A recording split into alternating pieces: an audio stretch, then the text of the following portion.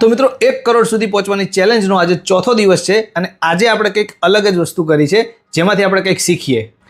તો મિત્રો આજે આપણે સિંગલ એક ટ્રેડ લીધો હતો અને એ એક ટ્રેડની અંદર ટોટલ 28,000નો લોસ છે. આપણે એસએલ પ્રાઇસ આપણી 58 આજુબાજુ એસએલ કર્યો, અત્યારે એ પ્રાઇસ ચાલે છે 43 રૂપિયા, બરોબર. જો આ એસએલ ના કર્યો હોત ને તો આ લોસ અત્યારે ડબલ હોત, ઓલમોસ્ટ ડબલ હોત, બરોબર છે. આપણે 3 દિવસથી જે કામ કરતા હતા એમાં ટોટલ આપણો 2,50,000 જેવો પ્રોફિટ હતો, બરોબર.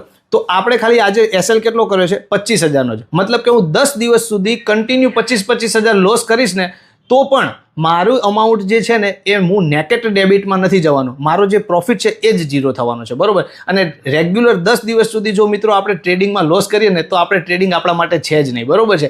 તો આને કહેવાય મની મેનેજમેન્ટ. એટલે પર ડે તમારો એક ફિક્સ એસએલ હોવો જોઈએ, બરોબર છે. એક ટ્રેડ હારે તો એસએલ હોય પણ આખા દિવસમાં આપણે શું અમાઉન્ટનો લોસ કરીએ છીએ ને તેનો પણ એક ફિક્સ એસએલ હોવો જોઈએ, જે મેં આજે મૂકી દીધો છે અને આજે 11 વાગ્યાથી જ મારું ટ્રેડિંગ બંધ છે મિત્રો.